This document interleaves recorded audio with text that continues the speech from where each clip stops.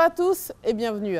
Aux États-Unis, le premier cas de Covid-19 a été enregistré le 21 janvier 2020. 3 mois plus tard, on recense plus de 500 000 cas confirmés et plus de 20 000 décès sur tout le territoire. D'abord minimisée, la crise du Covid-19 est désormais comparée aux attaques meurtrières de Pearl Harbor et aux attentats de 11 septembre 2001. Comment en est-on arrivé là ? Pourquoi la première puissance mondiale n'a pas su mieux se préparer à cette pandémie? Comment l'Amérique fait face à la crise du Covid-19? Ce sont autant de questions que nous allons aborder avec l'ambassadeur des États-Unis en Côte d'Ivoire, M. Richard Bell, qui nous accorde une interview exclusive.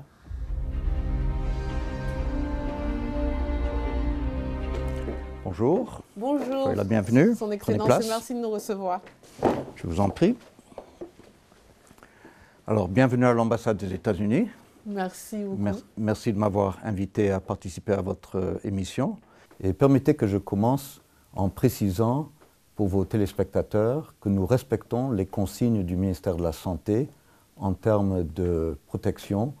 Il n'est pas obligatoire de porter le masque puisque nous respectons la distance et que nous ne sommes pas très nombreux dans cette salle. Mais je voulais faire cette précision dès le début parce qu'il est très important que tout le monde respecte les consignes. Tout à fait. Donc, nous respectons les mesures en mettant une distance de plus d'1 mètre entre nous. Alors, les États-Unis d'Amérique sont malheureusement aussi frappés de plein fouet par la pandémie du coronavirus. Le 14 avril, les chiffres faisaient état de plus de 500 000 cas confirmés et plus de 20 000 décès sur tout le territoire. Quel est le dernier bilan dont vous disposez ? Le bilan change de jour en jour. Il est vrai que les États-Unis, un grand pays, un pays très ouvert, sont durement frappés à certains endroits. Il y a des foyers de contagion et il y a d'autres parties du pays qui n'ont presque pas du tout de coronavirus pour le moment. Alors, quels sont les États les plus touchés ?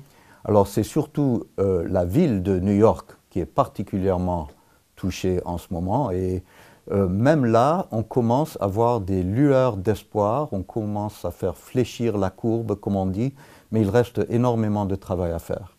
Alors aux États-Unis, la pandémie du Covid-19 est comparée depuis quelques jours à l'attaque meurtrière de Pearl Harbor en 1941 et aux attentats du 11 septembre 2001. Pour quelles raisons ? Moi, je ne fais pas cette comparaison puisque la crise actuelle frappe le monde entier. Et nous sommes solidaires avec le monde entier et c'est absolument nécessaire pour faire face à cette pandémie. Mais il est vrai que la crise actuelle entrera malheureusement dans les livres d'histoire. Selon un sondage établi par la chaîne CNN, une majorité d'Américains, c'est-à-dire 55% d'entre eux, estiment que le gouvernement fédéral n'a pas été à la hauteur pour freiner la propagation du coronavirus aux États-Unis. L'administration Trump a-t-elle réagi tardivement ? Eh bien, cette crise a frappé le monde assez rapidement. Le monde a perdu un temps précieux parce qu'il y avait un manque de transparence, malheureusement, à l'origine de cette pandémie et un délai dans l'introduction d'experts internationaux, y compris américains, qui étaient disposés à réagir plus rapidement. Mais je ne suis pas là pour faire de la polémique. Mais vous parlez clairement de la Chine, là, sans la nommer. Il est vrai que ça a commencé en Chine et qu'au début, le gouvernement chinois, le Parti communiste chinois, a réprimé les informations en procédant par exemple à l'arrestation du docteur Li Wenliang qui avait donné l'alerte. Et malheureusement, il a fini par attraper le virus et il y a même succombé. Mais je ne suis pas là pour faire de la polémique, mais pour souligner l'importance de la transparence, parce que le virus ne respecte pas les frontières. Donc, c'est un problème, une menace mondiale, et nous avons besoin de transparence de la part de tous. Le système de santé dans votre pays est privatisé, individualisé. Cette crise sanitaire ne met-elle pas en avant les limites de votre système de santé qui est peut-être trop libéral ? Nous avons un système très complexe, il est vrai. il y a un rôle très important qui est joué par le gouvernement et qui devrait être plus reconnu qu'il ne l'est. Mais il est vrai que pour la plupart, les Américains obtiennent leur assurance maladie de compagnies privées avec très souvent une contribution très importante de la part de l'employeur si l'individu est employé par quelqu'un d'autre. Évidemment, s'il est indépendant, employé par lui-même, donc c'est assez frais. Je pense que la crise actuelle va nous obliger à revoir tout notre système parce que quelque chose qui fonctionne bien en temps normal peut ne pas être adéquat dans une situation très anormale et la situation actuelle est extrêmement anormale. Ah, vous pensez que votre système de santé était normal, enfin, fonctionnait bien en situation de non-crise sanitaire? Il y a déjà beaucoup d'éléments controversés dans le système de santé publique des États-Unis, c'est vrai. Il y a, entre autres, des millions d'Américains qui n'acceptent pas que le gouvernement les oblige à payer pour une police d'assurance s'ils choisissent de s'en passer. Donc, c'est compliqué, mais je crois que la situation actuelle va nous obliger à revoir la situation sous un autre angle, parce qu'il est très important tout de même de permettre à la population de se protéger contre les menaces à la santé publique. Et cela va de pair avec le grand rôle que les États-Unis jouent en matière de santé publique à travers le monde entier. Alors restons d'abord sur le sol américain. On va parler après du rôle des États-Unis d'Amérique dans le monde. Les Américains sans assurance atteints du Covid-19 paieraient en moyenne plus de 73 000 $, environ 43 millions de francs CFA, pour un séjour de 6 jours à l'hôpital. Ces tarifs amènent les personnes mal assurées ou sans assurance du tout à retarder leur prise en charge. N'est-ce pas un facteur aggravant en pleine pandémie? Il est évident que c'est un problème qui mérite des mesures et je crois que c'est un exemple, parmi tant d'autres, du bienfait d'un système qui fait la promotion de la transparence, la liberté d'expression, les réalités un peu gênantes pour les décideurs ne sont pas écartées. On peut faire la lumière sur tous ces problèmes et c'est de cette lumière que provient la correction pour améliorer la situation à l'avenir. L'hydroxyne de chloroquine ne fait pas l'unanimité au sein de la Maison-Blanche et ne fait pas non plus l'unanimité dans le monde entier. Des dissensions existent au sein du groupe de travail sur le coronavirus formé autour du président Trump. Quels sont les différents avis sur la question? Alors, c'est un médicament qui a des effets secondaires nocifs qui peuvent être graves. Mais si quelqu'un est très malade et risque de mourir, si ce médicament peut être utile, il est permis de l'utiliser. Mais à cause des effets secondaires nocifs connus, il n'est pas approuvé comme traitement généralisé pour tout le monde. Et il n'a pas fait ses preuves contre le coronavirus. C'est un médicament qui est utilisé contre d'autres maladies. Notamment le paludisme. Mais les essais semblent encourageants et Donald Trump semble être convaincu que c'est une solution appropriée. Ce qu'il a dit, c'est qu'est-ce qu'on a à perdre dans une situation dramatique. Et justement, les autorités sanitaires sont d'accord sur ce point. Pour les gens gravement malades à l'hôpital, il est déjà permis d'utiliser ce traitement. Ce qui n'est pas permis, c'est de le généraliser à cause des effets nocifs et du fait que ça n'a pas encore fait ses preuves contre le coronavirus. Alors selon le journal USA Today, les Nord-Américains sont plus durement touchés par la maladie de coronavirus que les autres. Par exemple, en Illinois, les Noirs comptent pour 41% des morts, alors qu'ils ne représentent que 14% de la population. Le même schéma est rapporté dans d'autres endroits, comme le Michigan, en Caroline du Nord, dans le Wisconsin et en Floride. Comment l'expliquez-vous? Tout d'abord, je crois qu'on peut écarter une explication génétique. Ce n'est pas parce qu'ils sont noirs ou parce qu'ils sont africains. Je suppose que c'est lié au fait que, d'une manière générale, les souches de la population les plus démunies sur le plan socio-économique sont plus vulnérables à tous les aléas. Et que malgré les grands progrès réalisés par la communauté afro-américaine depuis 2 générations, depuis mon enfance, malheureusement, en général, cette communauté est encore derrière la moyenne nationale sur le plan socio-économique. Mais ce problème, le fait d'attirer l'attention là-dessus, découle de la transparence de notre société et de la protection de la liberté d'expression des citoyens. Et ça, c'est un facteur extrêmement important pour la santé publique et pour la santé générale, politique et sociale de tout pays. Alors vous avez raison de rappeler que l'Amérique défend certaines valeurs et vous êtes une grande démocratie, mais monsieur l'ambassadeur, le fait que la si grande Amérique soit aussi durement touchée, ça n'ébranle pas cette idée de toute puissance de votre pays?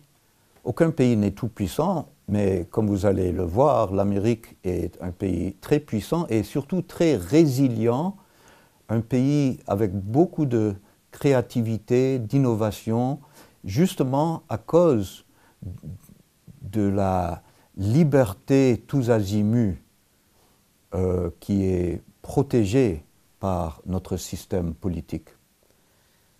Mais au-delà de ça, comment vous l'expliquez? Parce que honnêtement, on est tous un peu étonnés, très honnêtement, de voir cette préparation à cette pandémie. Comment le gouvernement américain, comment cette si grande puissance peut se trouver dans de si grandes difficultés, alors que vous êtes la première puissance du monde? Alors, nous sommes un pays très ouvert et les microbes ne respectent pas les frontières.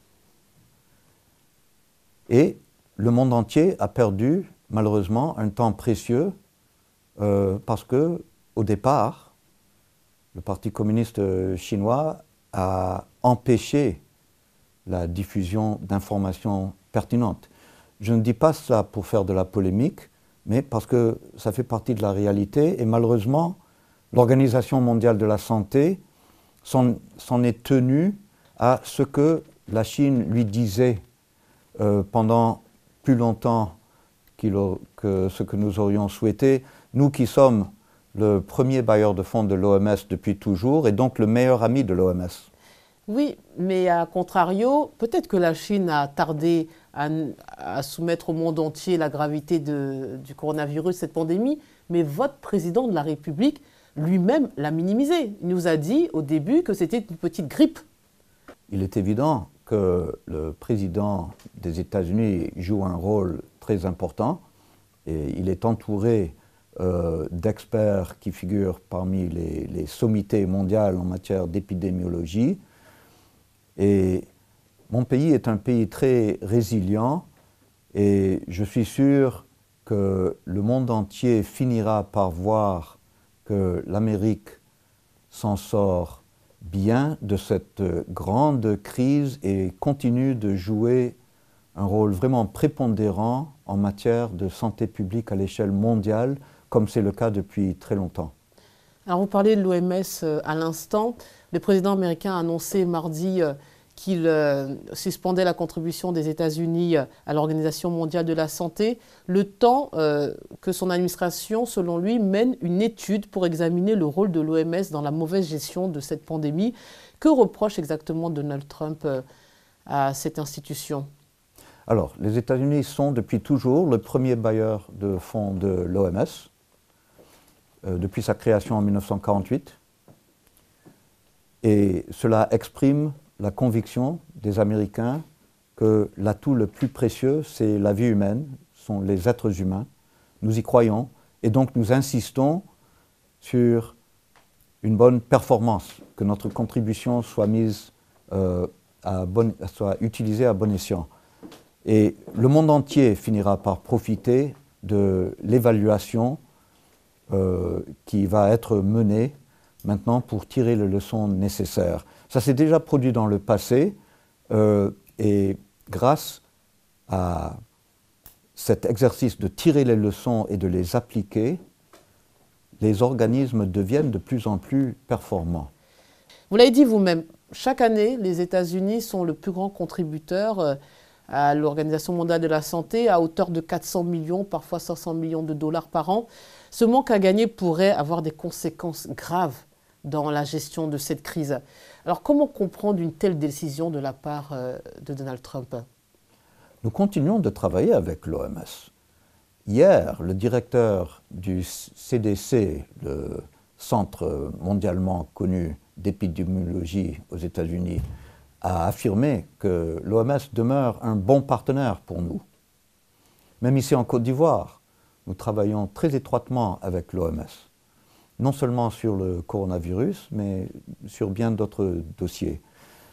Je le répète, les États-Unis sont non seulement le plus grand contributeur, mais par conséquent le meilleur ami de l'OMS depuis toujours. Nous voulons que l'OMS soit plus performante et l'OMS elle-même avait déjà dit qu'il serait important de tirer les leçons de cette crise.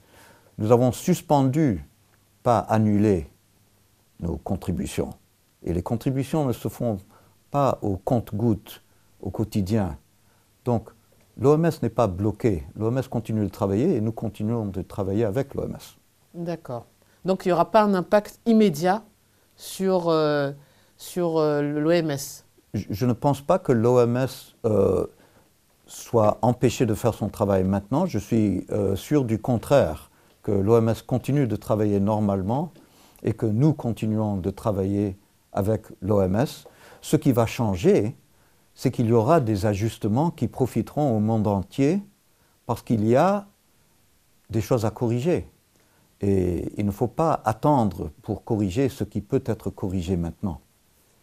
Sur le plan économique, le mois de mars a démarré avec un taux de chômage au plus bas depuis 50 ans aux États-Unis. Pour finir, eh bien, des fleurons industriels ont appelé l'État au secours. Quelles sont les premières conséquences économiques de cette crise sanitaire? C'est dramatique pour les petites entreprises et les indépendants qui ne sont pas salariés.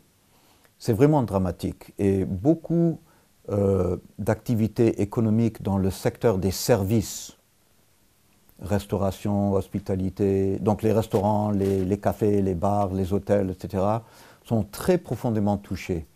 Mais il y a aussi les compagnies aériennes et bien d'autres entreprises. Alors, il y a déjà un programme d'aide sans précédent de 2000 milliards de dollars. C'est un chiffre énorme, 2000 milliards de dollars, qui a déjà été négocié et approuvé par le Congrès et le président. Donc ça montre... c'est un plan d'aide aux entreprises. C'est un plan d'aide aux entreprises et aux particuliers et ça démontre une unité d'effort entre nos deux grands partis politiques parce qu'une des deux chambres du Congrès est menée par le Parti démocratique et l'autre menée par le Parti républicain. Donc ils ont fait front commun face au coronavirus. C'est ça. Alors en 2014, en pleine épidémie d'Ebola en Afrique, seuls 52% des Américains considéraient les maladies infectieuses comme une menace majeure. Dans une étude récente sur le même sujet, ils sont presque 80% à décrire la propagation des maladies infectieuses comme une menace majeure pour les États-Unis. Alors la pandémie de Covid-19 a radicalement changé la perception de votre population. Mais est-ce que cela va modifier les priorités en matière de sécurité nationale et de recherche, comme le 11 septembre avec le terrorisme finalement? Merci pour cette question, parce que le gouvernement américain avait déjà bien compris que les menaces de pandémie sont des menaces à l'échelle mondiale. Le gouvernement américain avait déjà contribué énormément à faire face à l'épidémie d'Ebola en Afrique occidentale il y a quelques années. Et plus récemment, nous avons contribué plus de 500 millions de dollars à la deuxième plus grande épidémie d'Ebola de tous les temps en République démocratique du Congo. Et il vient d'être annoncé il y a quelques jours que cette épidémie-là a finalement été vaincue et a pris fin. Et je suis vraiment fier en tant que citoyen et contribuable américain de savoir que mon pays a joué un grand rôle en plein centre du continent africain pour vraiment mettre fin à cette épidémie qui n'avait pas vraiment débordé les frontières de la République démocratique du Congo, mais qui avait quand même fait des ravages à l'intérieur de ce pays-là, et nous avons été vraiment solidaires. Alors malgré les enjeux écologiques, on se souvient tous que le président Bush avait affirmé lors du sommet de Kyoto que le mode de vie d'un Américain moyen est non négociable. La pandémie du Covid-19 aura-t-elle raison du fameux American Way of Life? Alors il y a beaucoup de parties à ce concept. La liberté de conscience, d'expression, d'association, de déplacement, ça, c'est vraiment quelque chose qui fait partie du mode de vie américain. Nous sommes un pays avec prospérité généralisée, c'est-à-dire que nous n'avons pas une petite élite très riche et tout le monde d'autre pauvre. Non, l'Américain moyen est riche à l'échelle mondiale et à l'échelle historique, même par rapport à nos grands-parents. Nous sommes bien plus riches qu'eux, bien plus prospères qu'eux. Il est vrai qu'il y a des ressources non renouvelables et des ressources renouvelables, mais qu'on peut consommer trop rapidement pour le taux de remplacement. Et donc, il y a des choses à gérer, et là aussi, la transparence qui est tellement intégrale dans le système américain me permet de croire que nous allons pouvoir évaluer ce qu'il faut être ajusté avant qu'il ne soit trop tard. Mais n'est-il pas déjà trop tard, j'ai envie de dire, puisqu'on sait que toute source est tarissable, on commence à connaître des pénuries, vous êtes une société très consumériste, comme tout l'Occident, on va dire. Il va-t-il pas falloir réfléchir à changer ce mode de vie qui a un impact écologique, économique, et qui, comme vous êtes un peu le modèle du monde, on a l'impression que l'Europe tend à vous imiter, l'Afrique tend à imiter l'Europe, et on vient tous vers votre modèle qui s'impose, c'est l'hégémonie américaine un peu. Et est-ce qu'en changeant votre style de vie, vous n'allez pas influencer de manière positive les comportements des autres pays? Vous savez, je suis assez vieux pour avoir vécu plusieurs changements culturels dans la société américaine. L'Amérique d'aujourd'hui est en même temps semblable et différente de l'Amérique de mon enfance, et beaucoup de ces changements vont dans le bon sens, vont dans la bonne direction. Les gens sont plus conscients de ce qu'ils mangent, par exemple, plus conscients de l'environnement. L'environnement est plus propre qu'avant. Les voitures automobiles sont non seulement plus propres, mais protègent leurs occupants bien mieux en cas d'accident. Et il y a beaucoup d'autres exemples de ce genre. Cela tend à être une conséquence d'un système ouvert, transparent, qui n'arrête jamais de réfléchir, d'étudier, d'innover, de créer. Et c'est ça qui me donne cette confiance que mon pays va rebondir de la crise actuelle en bonne posture, parce que nous avons ces éléments essentiels qui sont sains, qui sont positifs. Et par la même occasion, nous avons une solidarité à l'échelle mondiale qui, je l'espère, aura un grand impact et j'espère aussi que cela sera reconnu à l'échelle mondiale.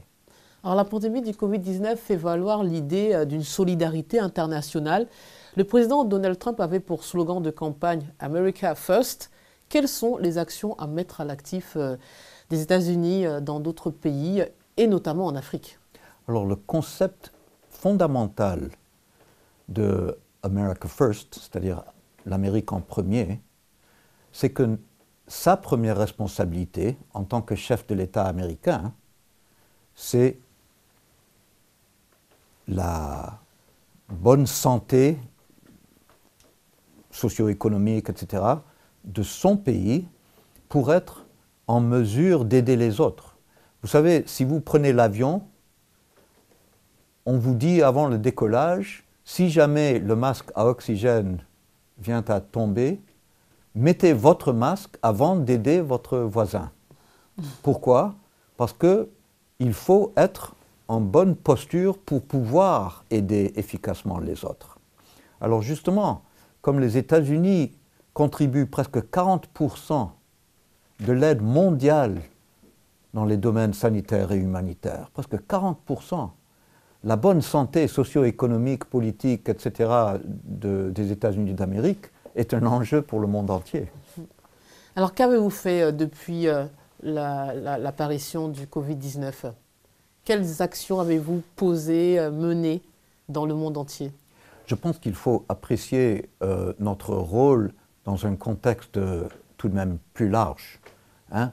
Depuis 10 ans, nous avons contribué en aide extérieure 100 milliards de dollars en aide dans le domaine de la santé et 70 milliards de dollars d'aide humanitaire.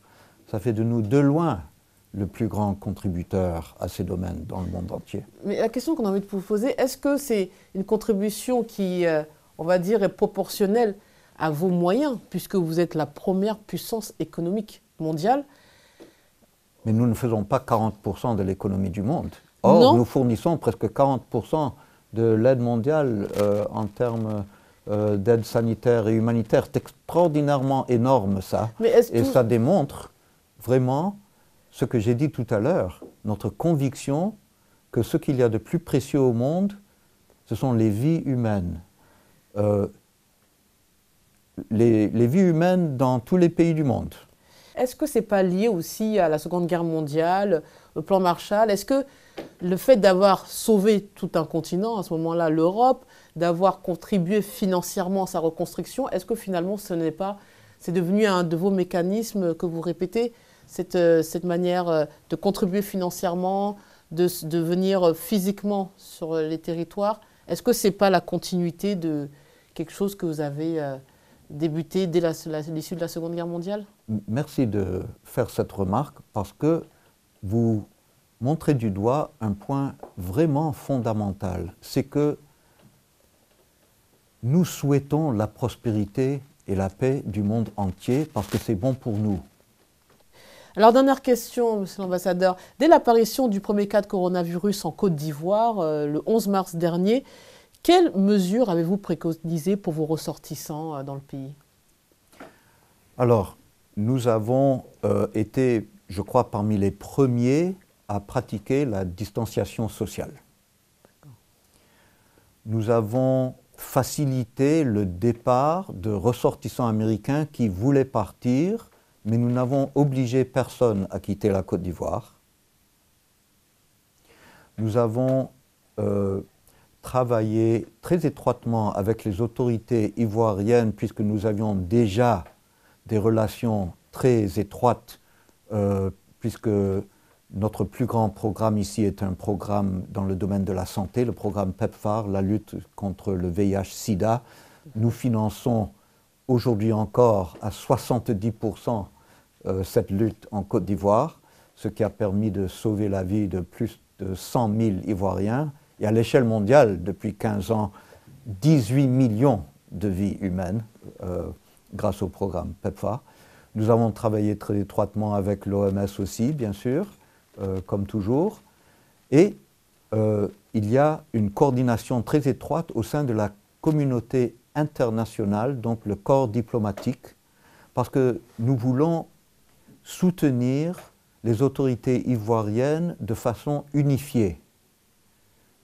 Et je suis fier de cette collaboration et j'ai eu l'occasion de féliciter les autorités ivoiriennes pour le sérieux, la transparence et la souplesse de leur réponse à cette crise.